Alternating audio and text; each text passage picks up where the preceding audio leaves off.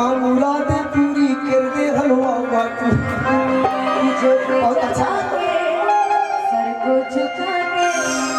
जोत जगा के सर को झुका के मैं मना मामूरा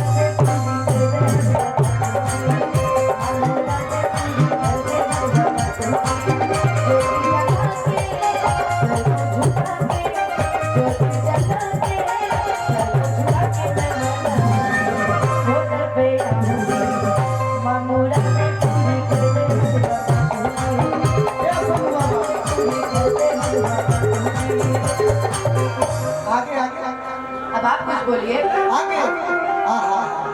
अब बिकू भैया हम तारा बारे में कुछ सोचत पूछो का ले लो जितने लोग क्लास कि कहिया हमारा भैया के कहिया हमारा भैया के हारे हरदी लागी 4 साल से हित के जाता रे सौभागी 4 साल से सलेंदर चचवा बेचैन हो गई कि हमारा बिकू बबुआ के अगुआ कहिया आई हमारा गोल के अभी उम्र तो दिन हम सोचनी कि ए माई कि कहिया हमारा भैया के हारे हरदी लागी 4 साल से हित के जाता रे सौभागी अरे कहिया यही है घरवा में भौजाई ए हो काली माई कहिया यही है घरवा में भौजाई। भैया हमार क्वेश्चन हो जानता है ना कुमार भैया हमार सीधा साधा दिल के होवे राजा ना सपा कुछो नइखे कहे बोलू राजा भैया हमार सीधा साधा। अच्छा भजन में भी देखिए सब बाबा हम टेक्निक लगा रहे हैं कि भैया हमार सीधा साधा दिल के होवे राजा नासा पता तो हल्ले देखे नासा पता कुछो नहीं के खाली शाम सुबह गाजा कबो कबो कबो कबो इंग्लिश दवाई ए हो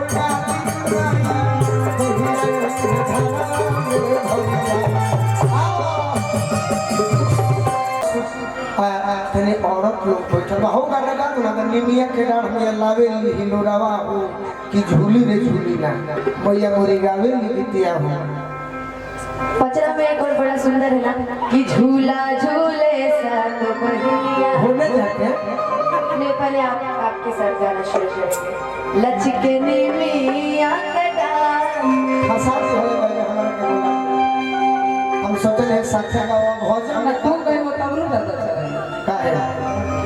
तार भाई को सही गाना झूला झूले साथ बहिया मन भावन बड़ी लागे पाध सीताली भरा झूला झूले साथ बहिया निमिया कटा